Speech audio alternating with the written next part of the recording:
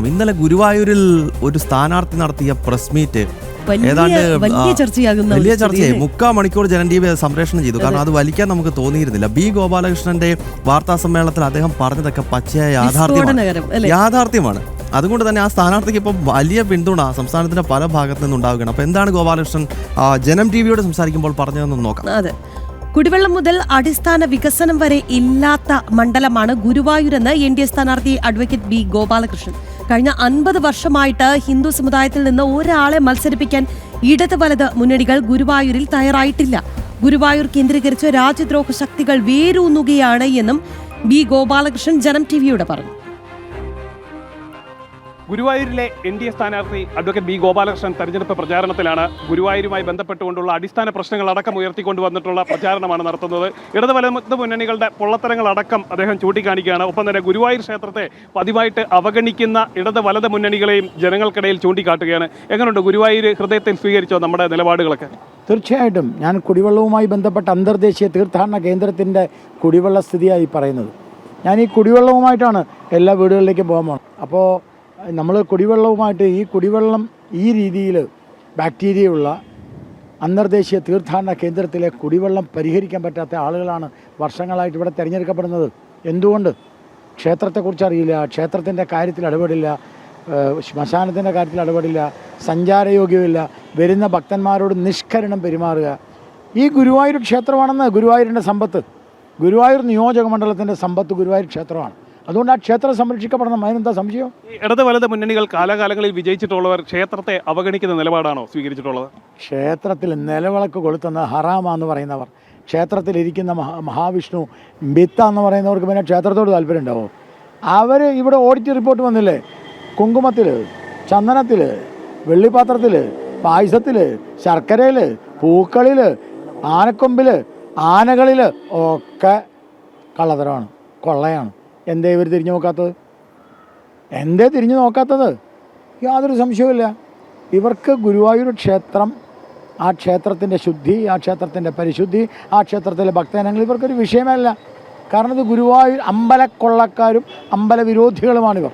അതേപോലെ തന്നെ നരേന്ദ്രമോദി സർക്കാർ നടപ്പിലാക്കിയിട്ടുള്ള വികസനമല്ലാതെ ഗുരുവായൂരിൽ ഇപ്പം അടിസ്ഥാന വികസനത്തിലൊക്കെ എന്തെങ്കിലും ഈ ഇടത് സർക്കാർ കഴിഞ്ഞ 10 വർഷക്കാലം കൊണ്ടുവന്നിട്ടുണ്ടോ? ഒന്നും കൊണ്ടുവന്നിട്ടില്ല. 10 വർഷക്കാലം ഇടതല്ല, ഇവിടെ മുന്നുണ്ടായിരുന്ന വലുതും കൊണ്ടുവന്നിട്ടില്ല. നരേന്ദ്രമോദി സർക്കാർ കൊണ്ടുവന്ന വികസനമല്ലാതെ വേറെ ഒരു വികസനവും ഈ ഗുരുവായൂരിലില്ല. ഇത് ഞങ്ങൾ ജനങ്ങളെടുത്ത് ചൂണ്ടിക്കാണിക്കുകയാണ്. അതേപോലെ തന്നെ ഈ രണ്ട് മുന്നണികളും സ്ഥാനാർത്ഥി നിർണയത്തിൽ മതത്തെയാണ് സ്വാധീനിക്കാറുള്ളത്. അവരുടെ സ്ഥാനാർത്ഥികളെ നിർണ്ണയിക്കുന്ന കാര്യത്തിൽ മതം സ്വാധീനിക്കാറുണ്ടോ? പിന്നല്ലേ, അവർ മതം നോക്കിയിട്ടാ. എന്താ പറയുക, തെക്കോട്ട് പോയി കഴിഞ്ഞാൽ ലത്തീൻ സഭ കൂടുതലുള്ള സ്ഥലത്ത് ലത്തീൻ കാൻഡിഡേറ്റ് വേണം, ഓർത്തഡോക്സ് സഭ കൂടുതലുള്ള സ്ഥലത്ത് ഓർത്തഡോക്സ് സഭ വേണം. മലപ്പുറത്ത് അവിടെ മുഴുവനും മുസ്ലിം കാൻഡിഡേറ്റാണ്. ഇവരെന്തുകൊണ്ടാണെന്ന് ഈ ഗുരുവായൂരിൽ ഒരു ഹിന്ദു സ്ഥാനാർത്ഥിയെ വെക്കാത്തത് എന്നാണ് എൻ്റെ ചോദ്യം.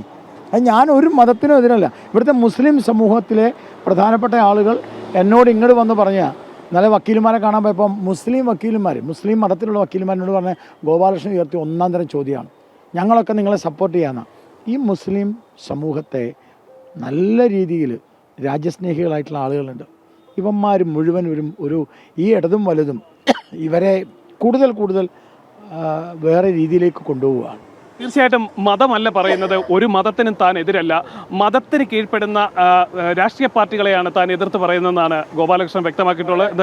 ഞാൻ വളരെ അടിസ്ഥാനപരമായ ഒരു കാര്യം പറയാം. ഇവിടെ മത തീവ്രവാദം, മതഭീകരവാദം ആഴത്തിൽ വേരൂന്നിയ സ്ഥലമാണ് ഈ ഗുരുവായൂർ. ഈ ഗുരുവായൂർ ക്ഷേത്രത്തിൻ്റെ പരിസരത്തോ ഗുരുവായൂർ ക്ഷേത്രത്തിലോ അങ്ങനെ ഒരു ഇത്തരത്തിലുള്ള ഒരു ഇത് ഉണ്ടാവാൻ പാടില്ല. ഗുരുവായൂർ ക്ഷേത്രത്തിൻ്റെ മുകളിൽ കൂടെ ഡ്രോൺ പറത്തി ഒരു പരാതി കൊടുക്കാൻ MLA ഇല്ല. പരാതി കൊടുത്താൽ ഇടതില്ല വലതില്ല, BJP കൊടുത്തേ ഡ്രോൺ പരത്തിയിട്ട്. അത് നിരോധിത മേഖലയാണ്. ഒരു മൊബൈലും കൊണ്ടുപോയാൽ തടയുന്ന സ്ഥലമാണ്. മാത്രമല്ല ഇവിടെ തൊഴിയൂർ സുനിൽ, ആ ചെറുപ്പക്കാരനെ വീട്ടിൽ കയറി കൊലപ്പെടുത്തിയത് അന്തർദേശീയ തലത്തിലുള്ള ഗൂഢാലോചനയുടെ ഭാഗമായി. ഈ കേരളത്തിലെ പല സ്ഥലത്തുനിന്നും ഭീകരവാദികൾ വന്നിട്ടാണ്. ഞാൻ ഇന്നലെ എത്ര വീട്ടിൽ പോയേ? ബിജുവിൻ്റെ വീട്ടിൽ, പെരിയമ്പലം മണികണ്ഠൻ്റെ വീട്ടിൽ ഏതാണ്ട് 6-7 പേരെയാണ് ഇവിടെ കൊലപ്പെടുത്തിയിരിക്കുന്നത്. ഇതൊക്കെ മതത്തിൻ്റെ ഗ്രാസ് റൂട്ട് നിലവാരത്തിൽ മതഭീകരത വളർന്നു. ഈ ഭീകരവാദികളെ സഹായിക്കുന്നവരാണ് ഇവിടെയുള്ള എല്ലാ സ്ഥാനാർത്ഥികളും. തീർച്ചയായിട്ടും മതത്തിനെതിരല്ല, മതത്തിന് കീഴ്പ്പെടുന്ന രാഷ്ട്രീയ പാർട്ടികളെ തുറന്നു കാട്ടുകയാണ് ചെയ്യുന്നത്. അതേപോലെ തന്നെ ഗുരുവായൂരിന്റെ പരിസര പ്രദേശങ്ങളിലും മത തീവ്രവാദ ശക്തികളടക്കം വേരൂന്നിരിക്കുന്നുവെന്നും ഗോപാലകൃഷ്ണൻ വ്യക്തമാക്കുന്നു. പ്രചാരണം തുടരുകയാണ്. വലിയ വിജയപ്രതീക്ഷയിലുമാണ് ഗോപാലകൃഷ്ണൻ. മനുകൃഷ്ണയ്ക്കൊപ്പം സാനു കെ സജീവ്, ജനം, തൃശൂർ.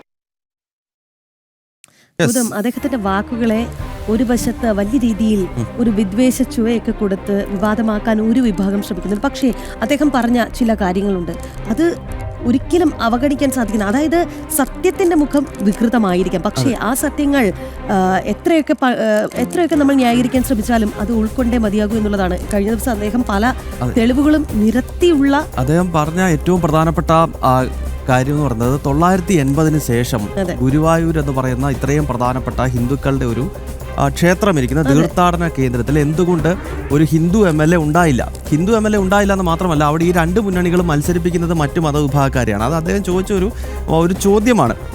അത് സ്വാഭാവികമായി ഉത്തരം നൽകേണ്ടതിന് പകരം അദ്ദേഹത്തെ കടന്നാക്രമിക്കുക. മാത്രമല്ല, ആ വാർത്താ സമ്മേളനത്തിൽ ബി ഗോപാലകൃഷ്ണൻ മറ്റൊരു കാര്യം കൂടി പറഞ്ഞു. പണ്ട് കെ കരുണാകരൻ മുഖ്യമന്ത്രിയായിരുന്ന കാലത്ത് ഗുരുവായൂർ അടങ്ങുന്ന തൃശ്ശൂരിൽ ഒരു ഹിന്ദു കളക്ടർ മാത്രമേ ഉണ്ടാകാൻ പാടുള്ളൂ എന്ന് കരുണാകരൻ പറഞ്ഞിരുന്നു എന്ന് പറയുന്നുണ്ട്. അപ്പോൾ കരുണാകരൻ ഇത് പറയാം, ഗോപാലകൃഷ്ണൻ പറയുമ്പോഴാണ് പ്രശ്നം.